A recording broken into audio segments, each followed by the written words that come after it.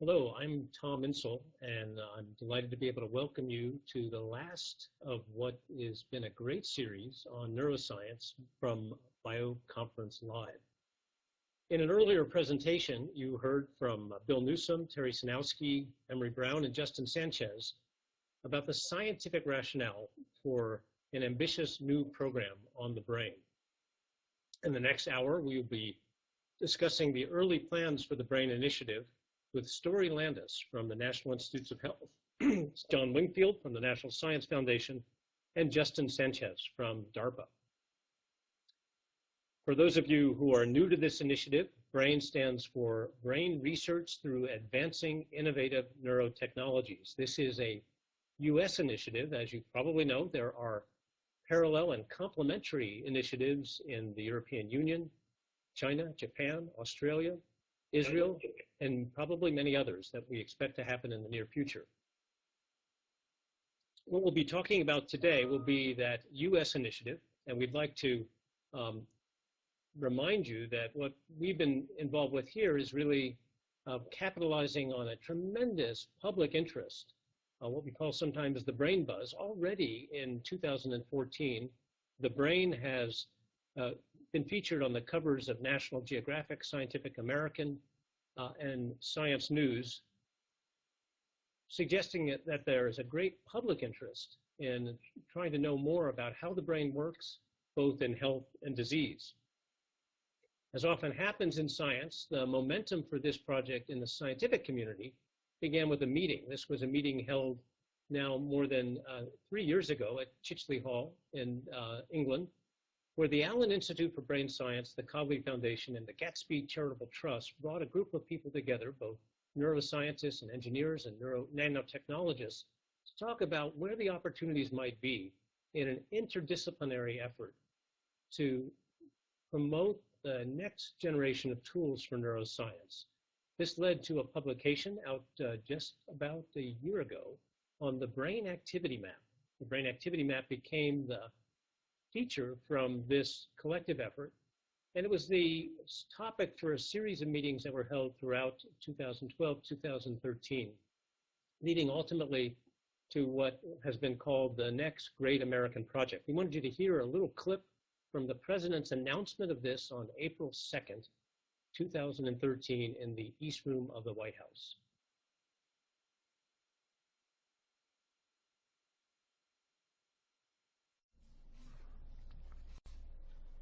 You know, as humans, we can identify galaxies light years away.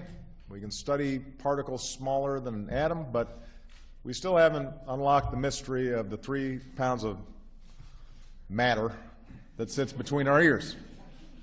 So there's this enormous mystery waiting to be unlocked. And the BRAIN Initiative will change that by giving scientists the tools they need to get a dynamic picture of the brain in action and better understand how we think and how we learn and how we remember. And that knowledge will be transformative. Now, importantly, there really are 2 pieces to the BRAIN Initiative that you'll be hearing more about from the subsequent speakers. The first is to accelerate development and the application of new technologies. And I want to stress that what the president just said and what each of the subsequent speakers will be talking about is the development of new tools that will help us to integrate neuronal and circuit activity over time and space. In addition, it's important to recognize that while we call this a neuroscience initiative, that many of the people who will be involved will be coming from fields maybe quite distant from neuroscience today. They may be working in physics or engineering or informatics, nanotechnology, as we saw before for the Brain Activity Map, or other computational areas, so that we can begin to bring some of the best science to thinking about the brain in this interdisciplinary context. So what we're hoping here is that this initiative will really serve as a catalyst to make that happen. In the initial phase in 2014, there are 3 institutes, or 3 federal agencies that are committing funds to the launch of the BRAIN Initiative, the National Institutes of Health, the Defense Advanced Research Projects Agency, and the National Science Foundation. The FDA will be joining us as well, although there's not yet a fiscal initiative there. We expect that to happen. And there may be other federal agencies as well. Importantly, this is not just a government project. There are private sector investments as well, from the Howard Hughes Institute, the Cobley Foundation, the Allen Institute for Brain Science, and recently the Simons Foundation. And here again, we expect to see additional partners, additional private sector interest as the BRAIN Initiative develops. So in a sense, we're at a very early stage of this project. We wanted to start by letting you hear a little bit from each of the federal agencies that are going to be involved. And I'm going to start by introducing Dr. Storey Landis, who is going to be telling you about the efforts at the NIH.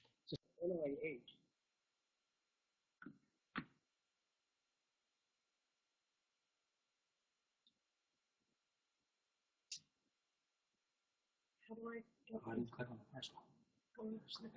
Yeah. So as you've heard in several of the other presentations in this series, we've made extraordinary advances in our ability to understand brain function, but we're still limited in understanding how the brain encodes, stores, and retrieves information. So we're hoping, we believe, that we'll acquire new levels of understanding through the development of sophisticated tools and technologies that will allow us to assess how the parts of the brain work together to generate patterns of activity, how these patterns of activity are translated into thoughts, behaviors, and emotions, and how experience alters the brain's organization. Now, I want to give you an example of how the development of a new tool can really transform understanding. So in 2006, Carl Diceroff developed a research tool that allowed neuroscientists to turn on the activity of subsets of brain cells or to turn it off with pulses of light. Hundreds of investigators now are using this tool, optogenetics, to dissect how neural circuits work. We've been able to define how deep brain stimulation, one of the tools that's used to help Parkinson's patients after L-DOPA is no longer effective, and they've been able to understand how the direct and indirect pathways affect basal ganglia in Parkinson's, how abnormal activity in the thalamus leads to seizures after stroke, and how identification of a neural circuit for fear memory. So this one tool has allowed neuroscientists to really dissect circuits in a way that certainly wasn't possible before. Now, the NIH component of the BRAIN Initiative has a research plan is being developed by a working group of the advisory committee to the director of NIH. And they will make their recommendations to this advisory committee. And what they've done so far is to consult with the scientific community to hear what their thoughts are on what are the tools that are required. They've made a preliminary report that identified high priority areas for funding in FY14, and they delivered that report in September.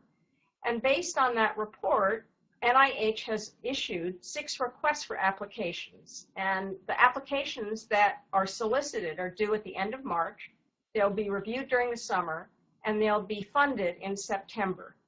The committee's not done with its work yet. They have to develop a final plan that will include timetables, milestones, and the costs, and they'll produce that in June of 2014.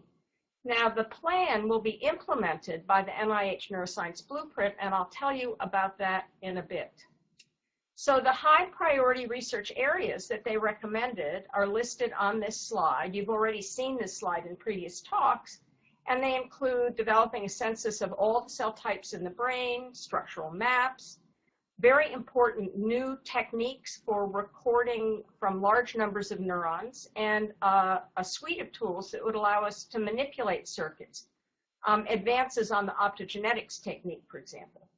Since the output of the brain is behavior, one of the goals is to link neuronal activity to behavior, and also to integrate theory, modeling, statistics, and computation. Now, BRAIN Initiative is not limited to experimental animals. Obviously, the long-term goal is to understand the human brain. So one of their high priority areas was delineating mechanisms that would allow us to do even better imaging of the human brain, and also to create mechanisms that would enable collection of human data. So NIH released the request for applications. The first two are actually focused at the cellular level. And the first one is aimed at allowing investigators to develop approaches for how you would classify all the different cell types in the brain. And then the second one ties the cell types into the ability to manipulate cell-specific and circuit-specific processes in the brain. The next three are focused on circuit level, trying to figure out how we would develop new technologies and novel approaches from recording not just from tens of neurons or hundreds of neurons, but tens of thousands or millions of neurons, and then how we could modulate that activity. Now, we know that there are already technologies out there which are almost ready for prime time, and so the fourth request for applications allows investigators who have begun to develop something to actually optimize that technology so many people can use it. And then the fifth in this collection is to begin to combine what we've learned about cell types and how to manipulate them with the techniques that we're going to develop for recording from big populations of neurons. And then the last request for applications is actually challenging the research community to come up with a whole new way, next generation way of imaging the human brain. Magnetic resonance imaging has proved to be an incredibly valuable technique, but the resolution isn't what we need. And so the goal here would be to challenge investigators to create teams to do something that's completely novel and different. Now, the management of these applications and of the projects when they're funded is being done by the NIH Blueprint. This is a collection of institutes and centers who fund neuroscience research at NIH. And in the past, the Blueprint has focused on cross-cutting scientific issues. For example, the human brain connectome. We've developed resources for the research community, GenSat, Neuroscience Information Framework, among others. We've coordinated research and planning, and we've developed training programs. So this group of institutes has a track record of being able to run major projects, and it seemed an optimal mechanism for overseeing the BRAIN Initiative. Now, as we look in summary, the goal here is high impact and high quality science. The requirement is that the BRAIN Initiative must accelerate other areas of neuroscience research. Now, overall, the NIH spends about $5.5 billion a year on neuroscience research, and as Tom has told you, the BRAIN Initiative is less than 1% of that. So it really has to focus, yet at the same time have broad impact. And the goal will be to have tools that enhance many areas of brain research, and that will develop methods for deeper understanding of all brain disorders. And I think we will be keeping in mind that technology is not an end in itself. The goal will be fundamental insights about the nervous system, normal nervous system function, and also disease. And finally, we wrote the request for applications this time and anticipate doing so in the future, so that we're posing the problems to the scientists, but we're not dictating the solutions. The goal will be to allow the most compelling ideas and promising potential ways of studying the nervous system to flourish. And we will also be encouraging collaboration. So I will turn this over to Justin Sanchez to do it next, or to John Wingfield.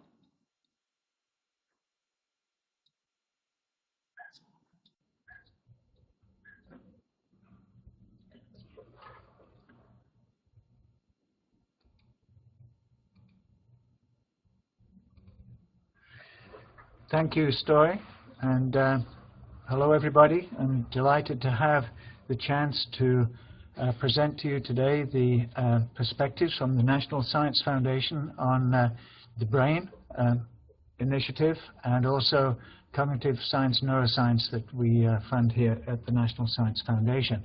At the outset, I would just like to remind everybody that the NSF, its mission is to fund fundamental research, basic research, rather than translational research. And in this regard, the NSF role is, there we go, is that we are uniquely positioned to coordinate and lead all of the science domains that we have here at the National Science Foundation, plus engineering and education, to advance research development and workforce education needed for the BRAIN Initiative, from neurotechnologies to cognitive science.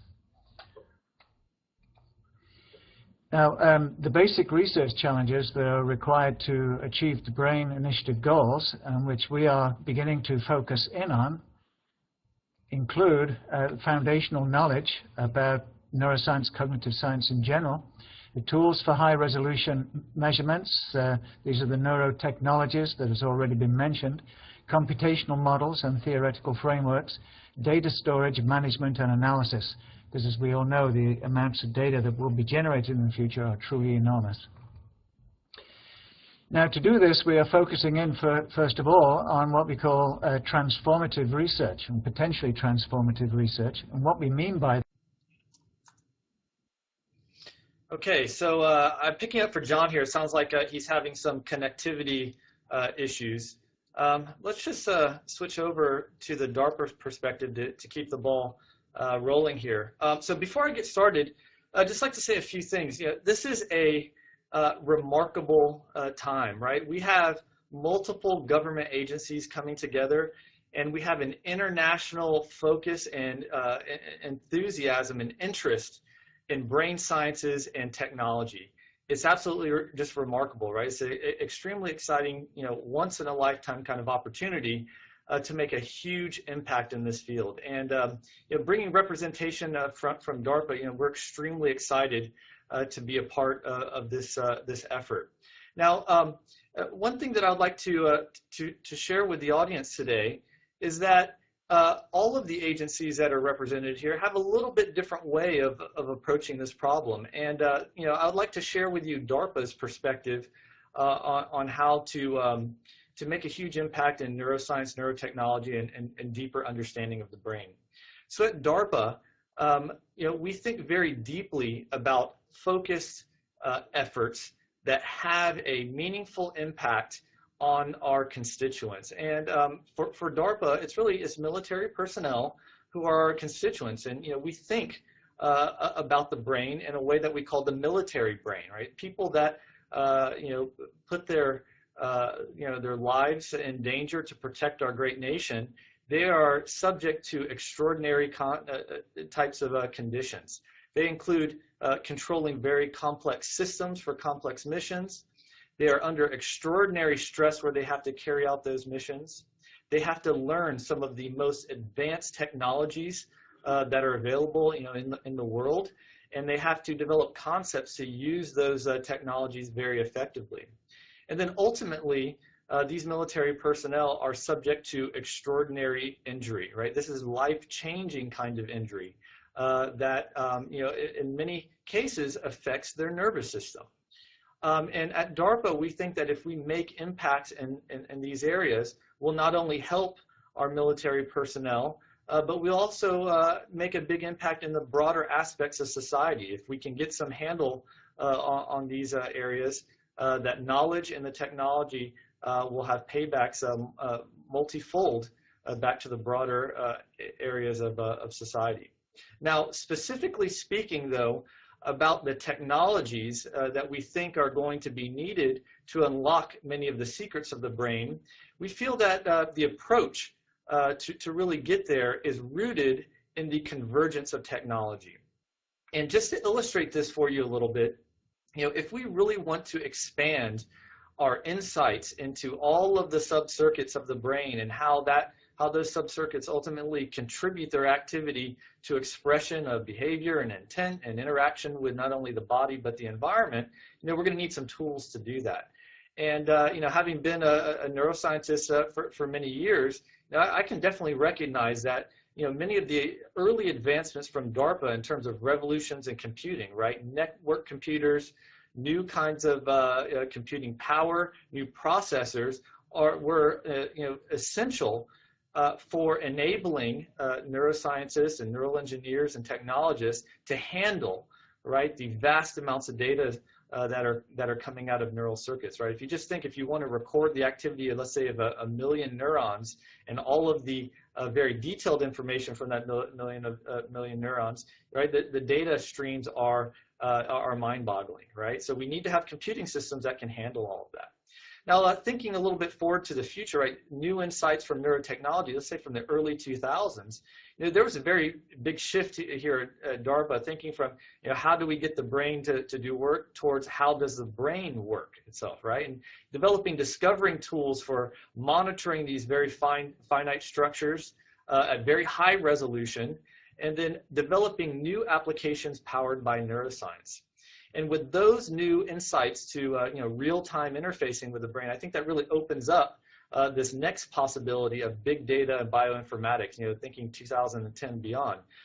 Very collaborative approaches, approaches that involve computational, mathematical, statistical modeling to describe biology and to interface in real time with these very rich dynamical systems, use that information in an intelligent way, and understand not only how those circuits are representing information, but how they express ultimately their activity to impact the organism as well as the environment.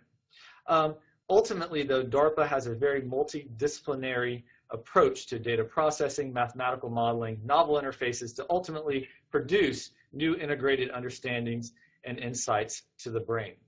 Now, I'd just like to, again, while we're talking about very broad perspectives and approaches for the BRAIN Initiative and really propelling our trajectory in this area, let's make a nice little contrast here. And, I really love this contrast because it illustrates the potential of where all of the government agencies could ultimately go.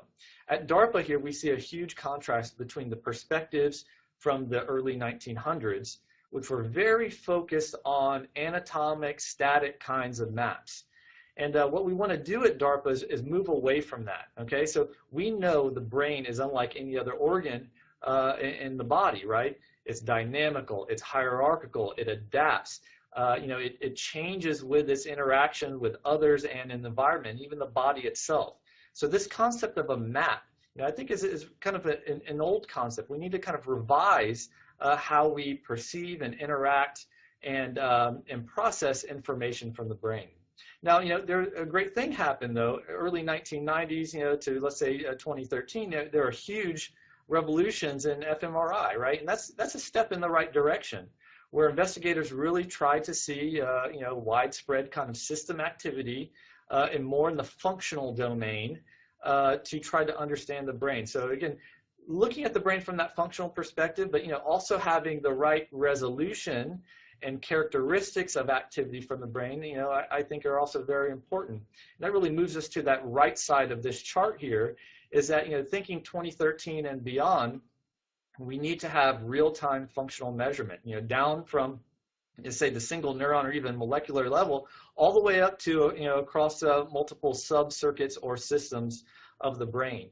And connecting these measurements with real-time behavior in awake-behaving subjects, understanding how multiple complex behaviors, are represented in those circuits. We think that those are the keys to really deepening our knowledge and understanding of not only fundamental brain function, but also, remember, leveraging that to develop new therapies for people that are subject to extraordinary injury.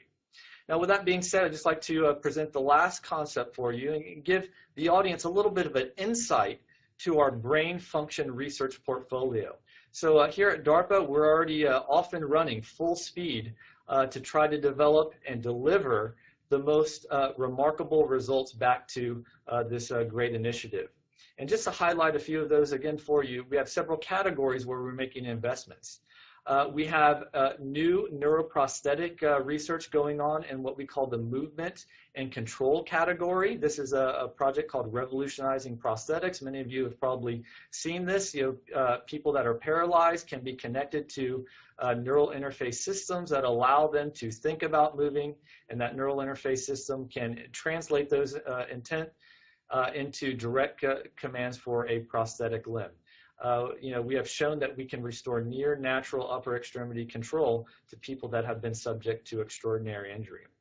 We're pushing these initial developments on in those motor neuroprosthetics into very new areas of neuroscience. And if we look at the wedge on the top right there, memory recovery, we have a new program called Restoring Active Memory that seeks to restore declarative kinds of memories to people that have been subject to traumatic brain injuries. And the idea is also very interesting, develop a neuroprosthetic that can sense from the brain, interpret those signals, and then re-encode stimulation back to the brain to restore those kinds of declarative memories. Our foray into this area is going to completely revolutionize how we understand memory function, as well as development of new interfaces for the brain. The third wedge I'd like to share with you today is in this bottom left corner, behavior.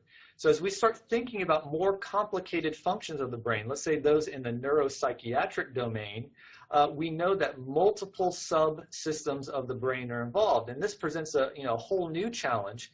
Can we develop neuroprosthetic or neural interface devices that can go to multiple subcircuits simultaneously, right? So traditionally, neuroscience research is very siloed. People look at their favorite part of the brain and try to say a lot about that. But as we move into the more system-based perspective, and again, especially in the neuropsychiatric disorder domain, which affect millions of Americans, not only military personnel, there's some huge computational neuroscience challenges, neural interface challenges, therapeutic challenges facing us. So, we're trying to develop a neural interface system that can treat and address neuropsychiatric disorders in real time, in a closed loop way, in a very precise manner. So we're going to learn a tremendous amount in this area of behavior. The last wedge I'll also just like to share with the audience, we always have an open mind here at DARPA. We're looking for extremely innovative ideas. So, there's bound to be new investments in the future in brain sciences. Now, the last concept I'd just like to share with you is that underlying all of these functional investments are also investments at DARPA that support understanding about plasticity and adaptation and processing of data from these neural circuits. We recognize at DARPA that to truly understand brain function, we have to be very well aligned with the fundamental processes of how the brain actually works. And we've made some new investments in this area. One in particular is called NeuroFast, Neurofunction, Activity, Structure, and Technology, where we're going to be able to capture with new optical techniques cell specificity, activity from large populations of neurons, model that activity, and ultimately relate it back to behavior. So, we really think that the culmination of all of these projects in our portfolio are really going to transform how we understand the brain and how we develop new therapies for people that have been subject to extraordinary injury. So we're extremely excited, we're working extremely hard, and we're looking for the best ideas and scientists to take their shot at this and deliver back to the community some transformative aspects of the brain. So with that, I'd like to send it over to Tom to provide some additional thoughts on the federal agencies that are working in this area.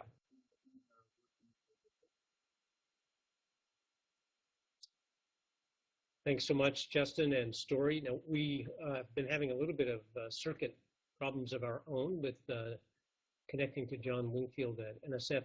That may come up later, and if so, we'll go back to John and have you be able to see the rest of his presentation. But in the meantime, we want to begin to look with you at where we are in terms of questions that have come in, and have a chance for both Storey and Justin, and John, if he's able to return, provide some answers to the things that are on your minds.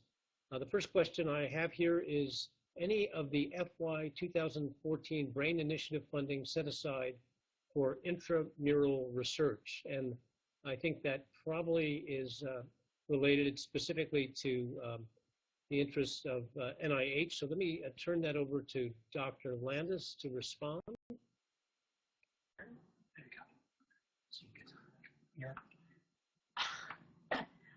So some of the funds could be used to support intramural research. When we thought about who we wanted to have the opportunity to apply for this money, for this opportunity, what we decided was that we wanted the best minds, best scientists, no matter where they were doing their research in this country. And so intramural investigators are permitted to apply for this funds.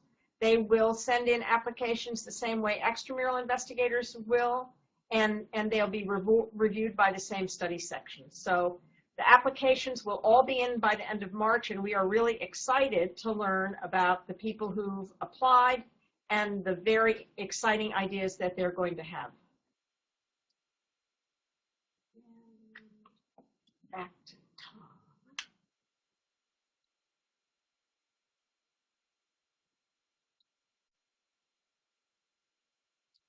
Thanks, Storey. We want to see if we can get back to John Wingfield. So I'm going to ask John if he's on. Let's see if we can. Okay.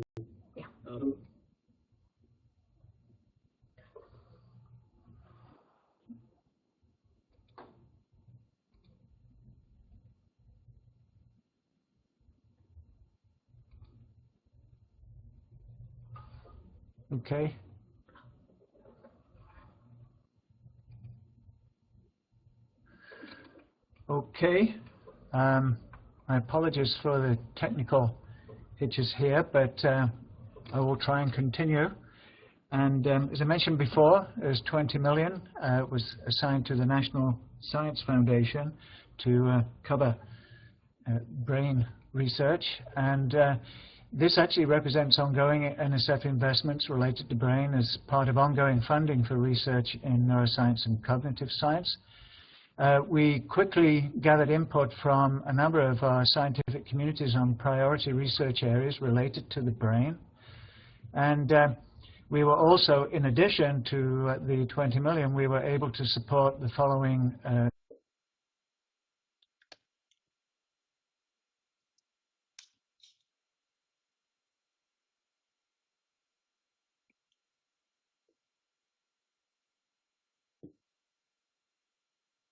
So we're going to cut back over to the Q&A again. I think we're still having some technical problems with connecting to the National Science Foundation. Our apologies.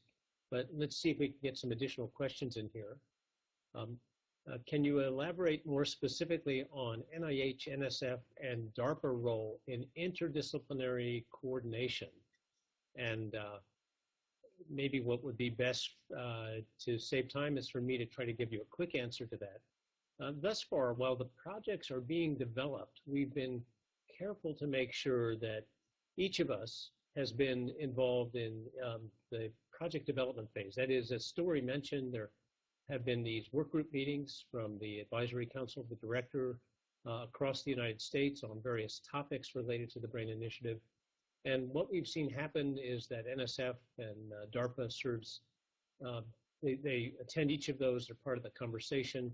At the same time as DARPA has developed and NSF have developed their projects, NIH has been invited very much into that conversation. So there is certainly coordination at the project development stage.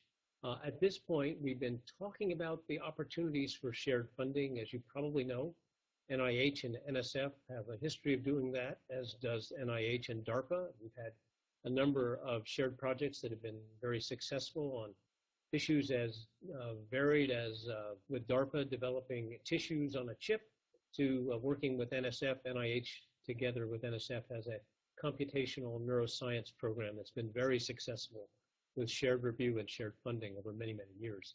So we're thinking about that as an opportunity going forward, but we're still in very much in the planning phases. And it's important to remember that, as the president said in his remarks, this is a long-term effort. We're at the very beginning. We want to be careful about how we launch and mindful about the opportunities both to collaborate, but also to play on the expertise, as Justin said, of each of the agencies, which is somewhat different and mostly complementary. Let me just check and see whether Storey or Justin has anything that they would like to add to that. Okay, we'll move on to the next question.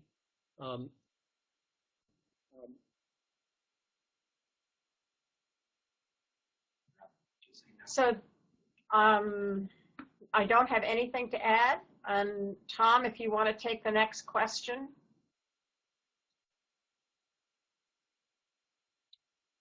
Thank you. Yeah, so the next question on here is, would grant applications have to provide preliminary data in order to be considered for funding? I can take that from the NIH, and then I'll ask Justin to respond from DARPA. As Storey mentioned, at NIH, we have 6 initiatives that are out there. 5 of the 6 do not require preliminary data. There is one, which is an initiative about optimizing tools for studying circuits.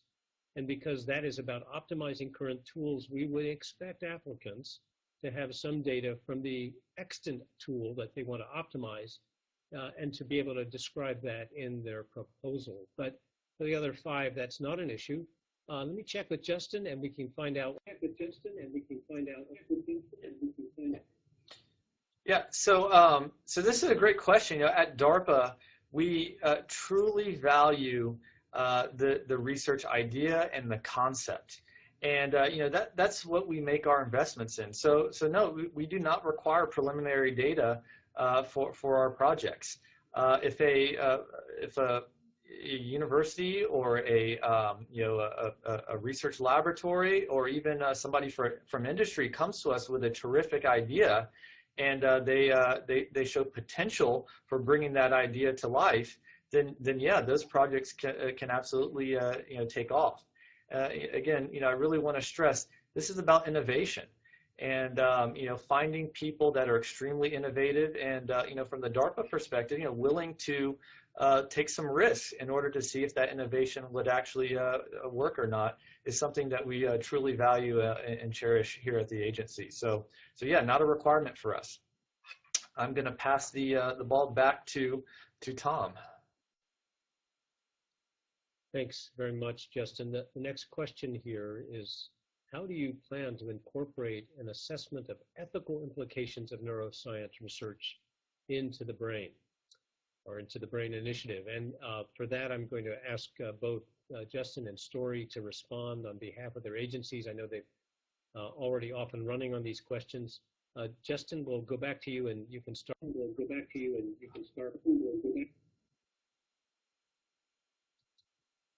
All right, so this is a terrific question.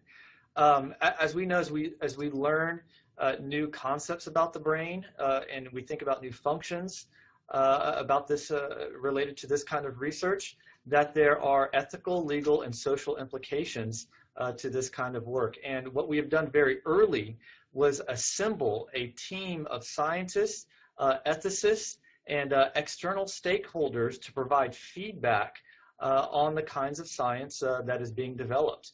And again, we have interfaced with those, from the early concept phase of our new investments all the way through the types of approaches that we are looking at pushing forward, and we are going to continue to engage with them as that research unfolds under all of these projects. So it's something that we take extremely seriously and have put a lot of effort and proactive measures in place in order to do this in the best way possible.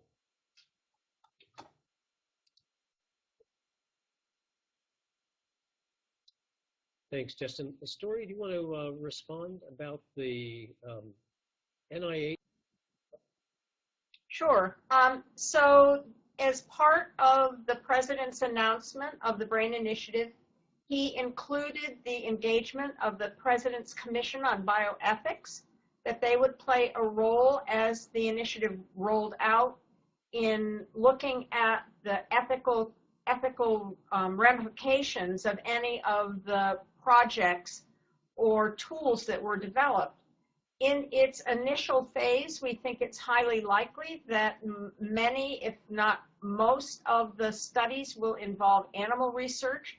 And so relevance of the bioethical considerations for human applications are not likely to be that common.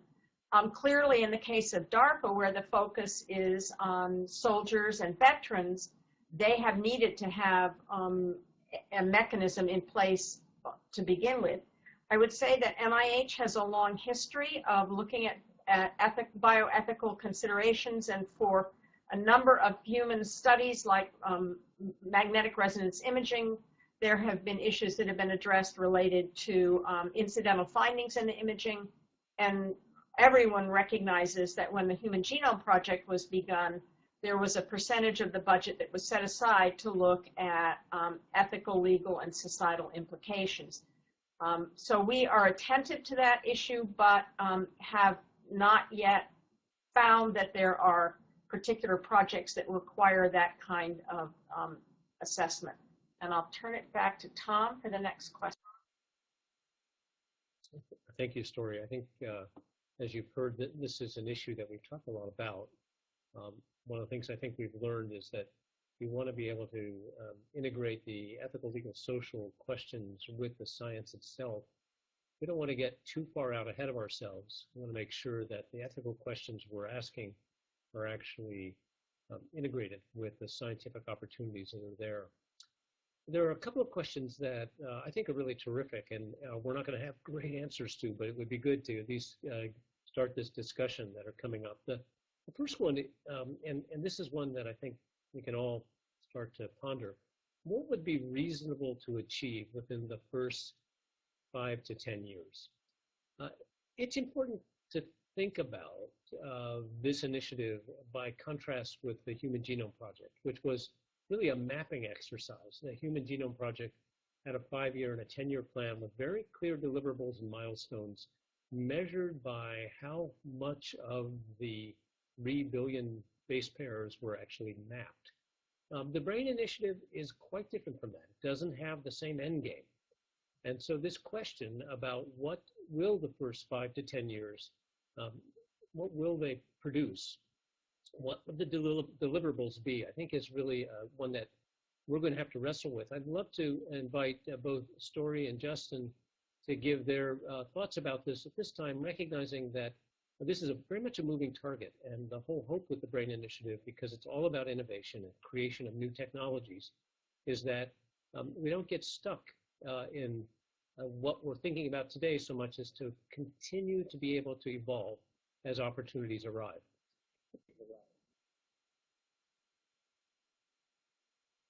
So we would be very interested, we would expect at the end of 5 to 7 years to have a very good way of categorizing and identifying many of the different populations in the populations of cells in the human brain.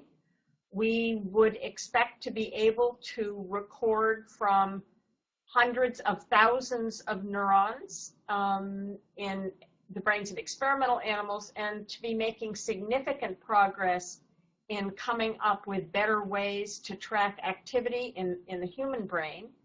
And we would believe that we could, at least in experimental animals, have additional tools that would allow us to manipulate, to change activity in circuits, and also to think about how they could be applied in a non-invasive way to human studies. And Justin, if you'd like to add to this.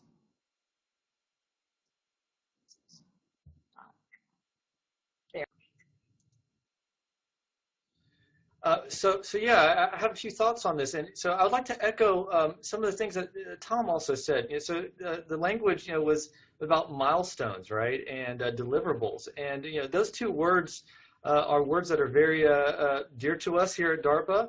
When we take steps forward on projects, we require all of the people that work with us to engage in a contracting process where they have to spell out all of these milestones and deliverables.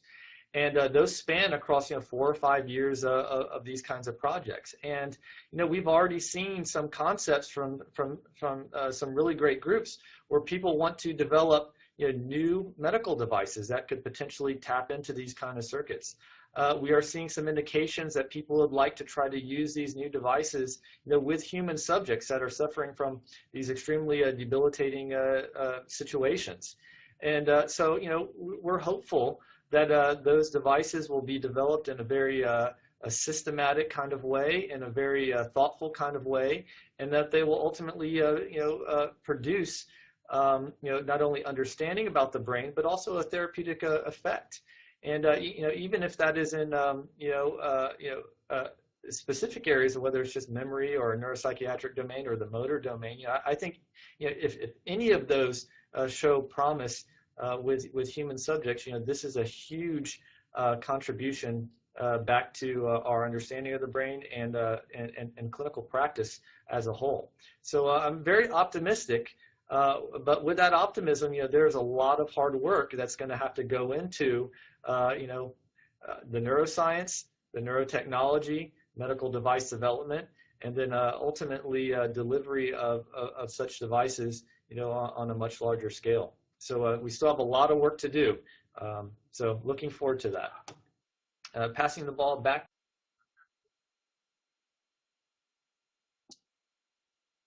That's great. I think you get a sense from these answers that this is really quite different from a moonshot.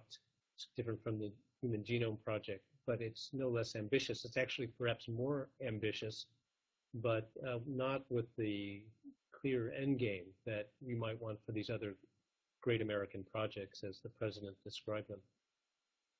The next question on here is similar in character. It's what does the panel see as the biggest funding challenge in 2014 and also long term? Maybe I'll start with that, and then we can hear from each of the panelists, and including, I'm hoping that John Wingfield may be able to join us again if we can work out the connectivity there. It's really critical to realize that in the president's announcement, he was thinking of something much more than what the 2014 budget looks like. And there is, in fact, an increase in 2015 in the president's budget for the BRAIN Initiative. It would go from 100 million or 110 million to 200 million in the president's budget. I think for all of us, we see this, in this case, very parallel to what happened to the Human Genome Project, which started at about the same scale and then continued to grow over several years to become a much more comprehensive and much more ambitious effort. It's, I think, true for each of the agencies that what was put in 2014 is a sort of down payment. It's a beginning of what we hope to be a much larger project. And it's quite limited in terms of what we can realistically deliver in the case of NIH with a $40 million commitment. But I'm going to ask my panelists to also comment on this. So we'll maybe we can start with Justin. And in terms of this question, what do you see as the biggest funding challenge in 2014 and beyond? So Tom, I thought your answer was terrific. And so, I only have a few things just, that we're thinking about here. So, remember how we said that at DARPA, it's all about innovation and really, giving people a shot. And, thinking into 2014, I'm trying to really connect the available resources to the best researchers in our country.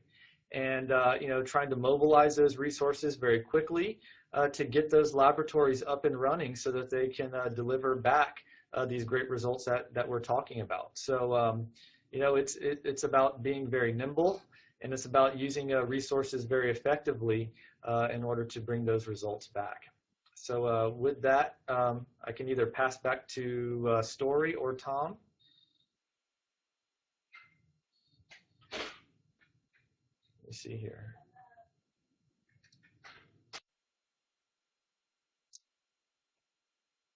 Storey, your sense about funding challenges? What are funding challenges? So I think based on the initial response to the request for applications that we saw in the technical advice calls, there were hundreds of investigators who called in each of the times that the NIH planned an opportunity for potential applicants to speak with program staff. I think the biggest problem in 14 is going to be that there will be many, many, many outstanding ideas, and we'll only be able to fund a small fraction of them. It's a general problem at NIH, but I think with the excitement and opportunity and need in this BRAIN initiative, that it will be equally, if not more frustrating, that the resources that we'll have, at least in this first year, won't allow us to take full advantage of the excitement and opportunity that the scientific community is generating.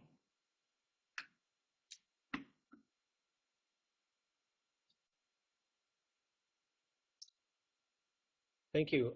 I'd like to see if we can get John Wingfield back into this conversation. So John,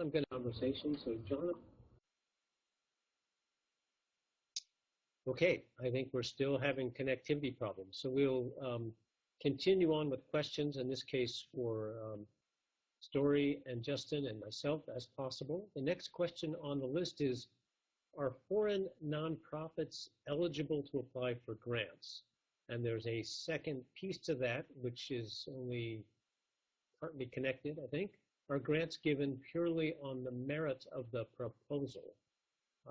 Can I ask Storey if you'd like to?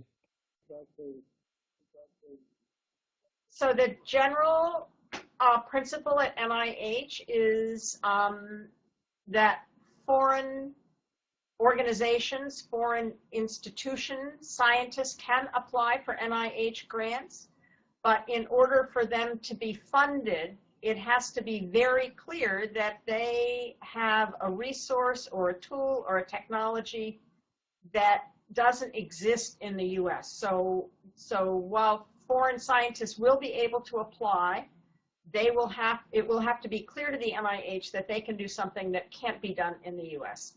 And the grants will be given,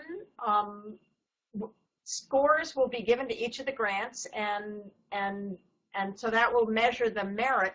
We did have 6 requests for applications, and I can imagine that we would like to have progress, scientific progress, projects going on in all of those. So I think there'll be an effort to balance the distribution of funds between those 6 RFAs. So yes, a merit will be extremely important, but if there we will need to balance across the several different areas.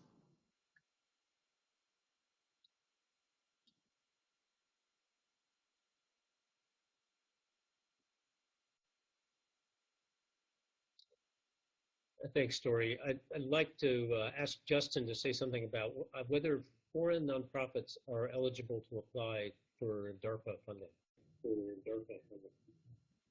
So yes, foreign organizations are able to apply for this. So for the community, some great advice is, go check out the DARPA solicitations page. So go to the main DARPA website and look under solicitations. And that website will take you to all of our open calls for proposals. And it spells out very clearly there which organizations can participate. It also, in those documents, includes the criteria that we look for, especially on our projects related to the BRAIN Initiative. So actually, the projects that I described today, they had 7 criteria, and they range from everything from scientific merit to timeline to cost realism. We looked at all of these angles, and there's one in particular that was also very unique related to the BRAIN Initiative. We had a review criteria that was focused around data sharing. So during this discussion amongst all of the organizations, we really feel that the brain should be studied in a very different way moving forward, right? That synergy amongst the data sets and synthesis amongst the data sets can help propel us into the future. And in all of our new projects, we are contractually obligating the investigators, mobilize their data sets so that we can get much more out of the investment in these areas.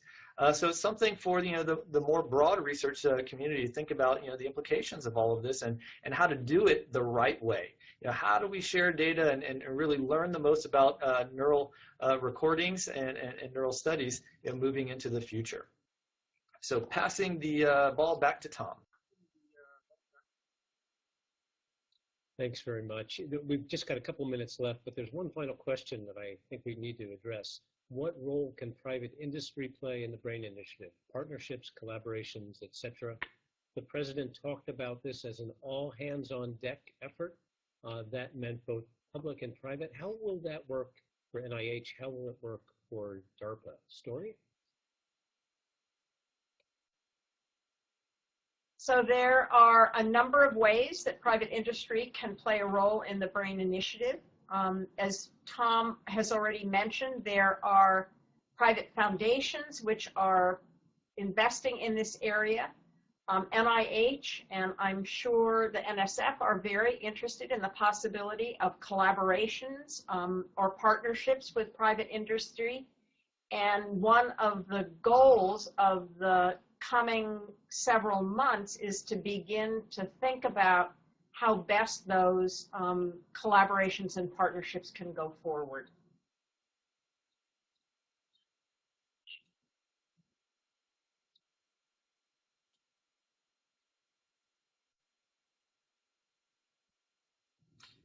So I really love this question because I've already seen some spectacular things happening. So we've already received some proposals on some of our projects, and I've seen academic institutions partnering up with major medical device manufacturers, and then also partnering up with national laboratories. And again, if you think about this comment that Tom also mentioned about this is an all hands on deck, this is exactly the kinds of response from the community that we want to see.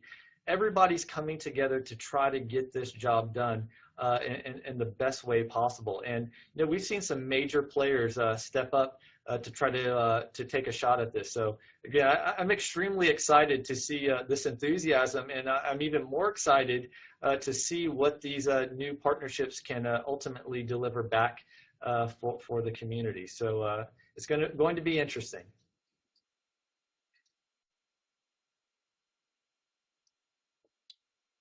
Well, we've reached the top of the hour and the end of the question list. I hope that if you do have additional questions, you will contact Storey or me at the NIH, Justin Sanchez at DARPA, or John Wingfield at the National Science Foundation.